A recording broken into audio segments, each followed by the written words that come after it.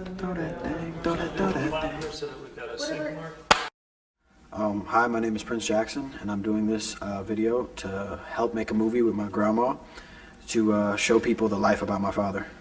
So growing up at Neverland, what was that like? Well, it was kind of like my own little world. Like, I thought that was the whole world right there. That was like everything I knew. Think of your dad's music. My dad's music, to me, is, and you know, like everybody has their own opinion, but to me, nobody has beaten his music, and I don't think anybody ever will, because that's like immortal music right there.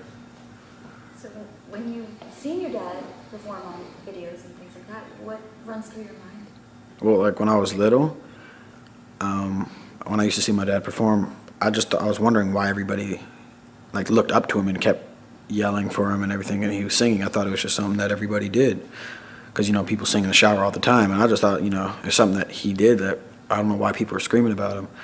And when I get older, I'm still thinking about like what made him the most recognizable out of everybody that does sing. And I believe that it was the way he wrote his songs and his lyrics about things that people could actually relate to, and the way he just danced was something that nobody has ever seen before. So now I understand why they looked up to him. Are you as amazed by his talent as the rest of the world? I believe even more, because I never thought that, because everybody, I guess, knew who he was before I did. And when I found out, I guess I was more amazed and more shocked than anybody else. So let's talk about that. Let's talk about the first time you discovered that your father was famous. I don't really know, because, I always thought people were just crazy, because every time we would go around, people would just try and, I'd get squished by a mob of people. And, a lot of the security guards and police couldn't hold them back, so I didn't know what was going on. But, it's I kind of figured out he was famous when I started using the computer, because, because I had to do his emails and everything. And when I got more associated with helping him with his business side, I just started realizing that, you could see him on TV a lot. They'd be talking about him on the news. YouTube, he'd be, one of the most trending, you'd see one of his videos related, or his music is used everywhere. And he never really wanted to tell us, who he is, as a person. It took me, till I was, 6 years old to learn that his name was Michael Jackson. He was always daddy to me, and that was it.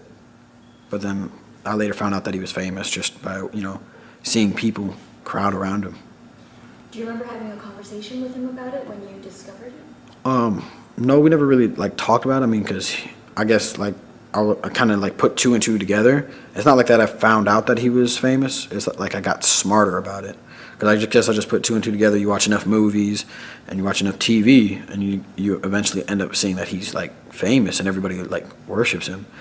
So we never really talked about it. But I asked him one time, how come you never told us who you that you were like this? He says, because I'm just a normal person. I just want you guys to look at me as daddy, and that was it. And he says, and also on top of it, I didn't want it to change your person. He said you should always be humble and stuff. And that's the way he was, and that's the way I try to be because of him.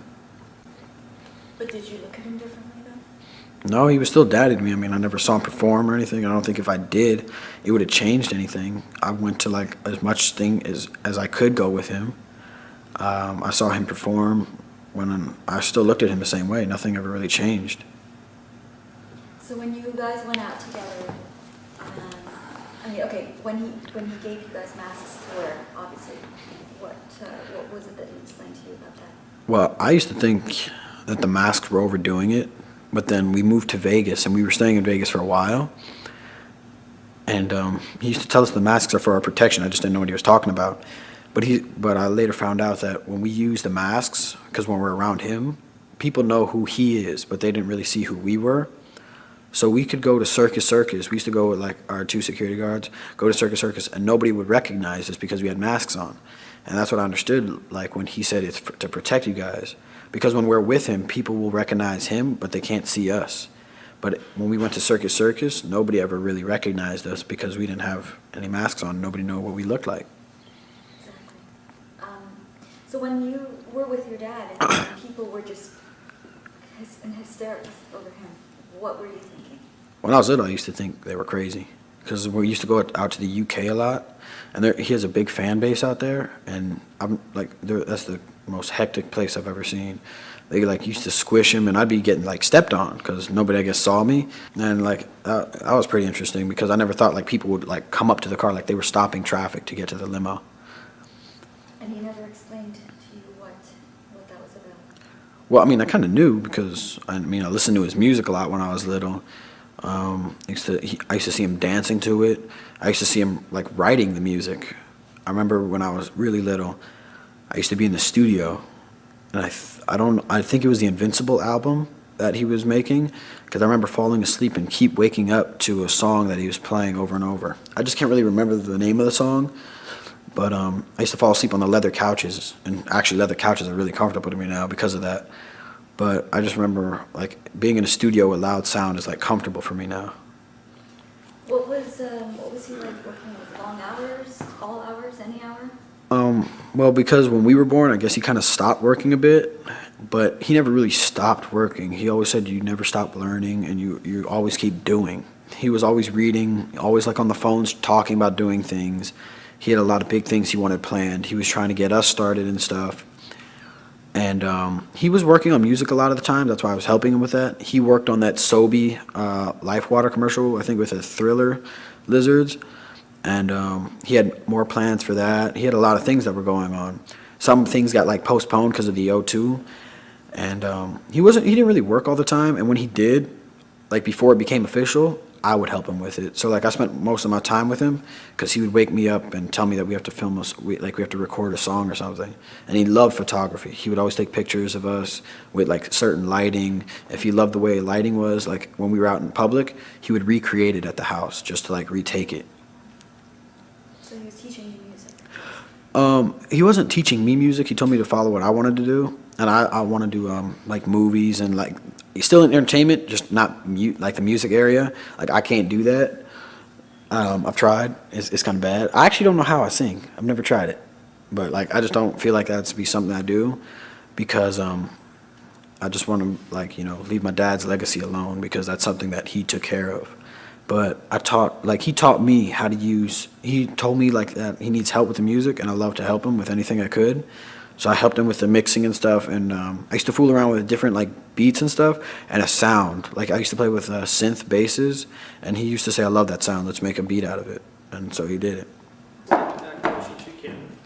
Big old head. There you go. All up in the way. My big old, my butt, you can't even move the chair back. Maybe I should just leave. I'm just a hindrance to this thing. Is this the lowest I can go, Jimmy? Did we have to pick that up, you think, or with Prince? It would be a good idea. You're gonna need this for blanket. He's not gonna talk loud at all. You're gonna need like 3 mics. Really?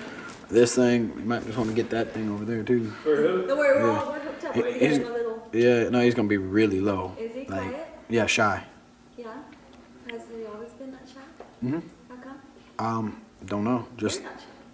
no. I have a more outgoing nature. He's just like he's shy because I don't know why. Just people are who they are. But he's real soft spoken. Like when it comes around new people. But once he knows you, like he's really loud.